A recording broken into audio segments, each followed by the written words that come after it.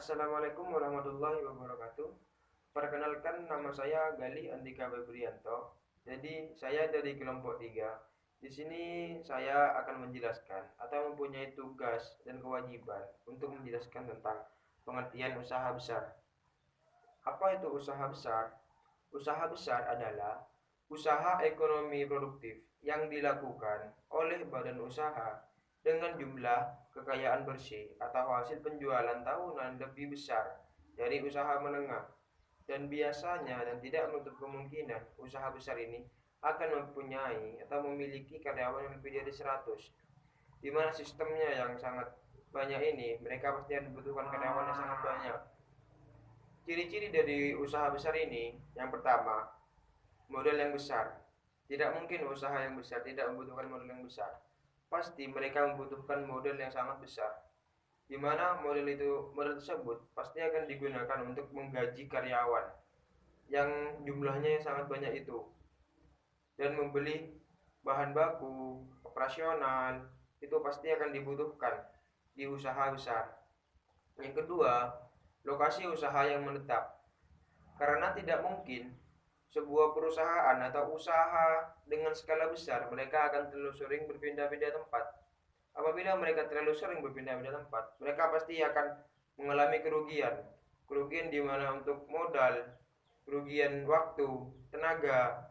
Karena kalau mereka berpindah tempat, mereka akan mengeluarkan uang yang lebih banyak lagi untuk biaya operasional, bahan baku, waktu, tenaga. Itu pasti akan mereka alami kalau mereka membuka usaha dengan skala besar, tapi mereka terlalu sering berpindah-pindah tempat. Terus ciri-ciri yang ketiga, sumber daya yang terlibat sudah berpengalaman. Tidak mungkin usaha yang besar mereka tidak mempunyai sumber daya yang berpengalaman. Apabila mereka tidak mempunyai sumber daya yang berpengalaman, mereka pasti tidak akan melakukan pengelolaan atau sistem secara matang.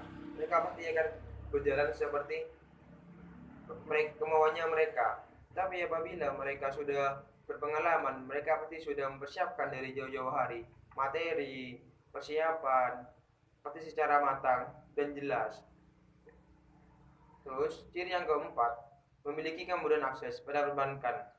Nah, jadi di sini itu tidak mungkin usaha yang besar mereka tidak mempunyai pihak ketiga. Karena pihak ketiga ini pasti sangat dibutuhkan oleh usaha-usaha yang besar.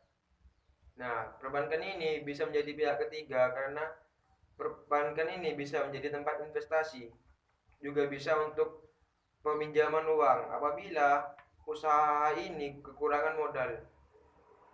Terus, ciri yang kelima, memiliki izin usaha yang resmi. Nah, usaha yang besar pasti mereka akan memiliki izin usaha yang resmi. Tidak mungkin mereka tidak mempunyai izin usaha yang resmi. Apabila mereka tidak mempunyai izin usaha yang resmi, itu tidak akan menutup kemungkinan mereka akan mengganggu rakyat sekitar. Dan biasanya mereka yang tidak memiliki izin usaha resmi, mereka akan terkena hukuman. Dan mereka yang mempunyai izin yang resmi atau surat yang resmi, biasanya mereka itu sudah diberikan langsung oleh pemerintah kepada si pemilik usaha supaya usahanya itu lancar tanpa ada kendala saat berjalannya itu usaha itu tersebut. Terus ciri-ciri yang keenam, daerah operasional daerah operasional. Nah, daerah operasional ini biasanya sudah dipikirkan oleh yang pemilik usaha dan karyawan itu tersebut. Tidak mungkin mereka yang sudah berpengalaman tidak mencari tempat yang bagus untuk membuka usaha. Kalau mereka tidak mencari tempat operasional yang bagus, mereka pasti tidak akan bisa melawan saingannya.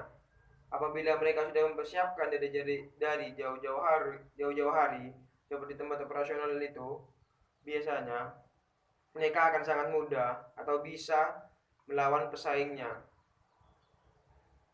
Dan kelebihan kekurangan dari usaha besar ini pasti ada.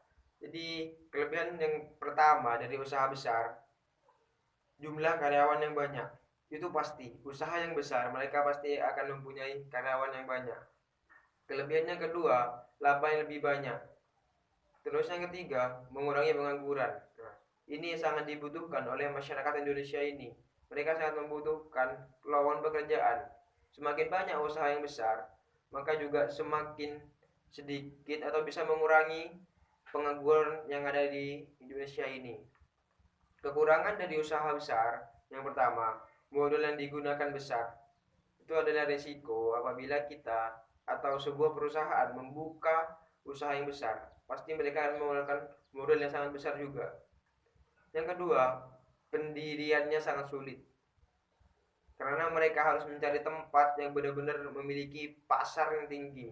Apabila mereka hanya abal-abal mencari tempatnya, itu pasti tidak akan bisa menyaingi pesaingnya.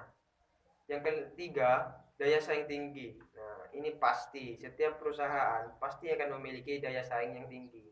Kalau mereka pintar-pintar membuat proposal, memilih tempat, atau lain sebagainya, itu pasti akan sangat bisa bersaing. Walaupun saingannya sangat tinggi dan banyak. Oke, sekian penjelasan yang saya utarakan tentang pengertian usaha besar. Semoga bermanfaat dan bisa dimengerti. Apabila ada salah kata atau apa, saya mohon maaf karena saya masih belajar. Wassalamualaikum warahmatullahi wabarakatuh.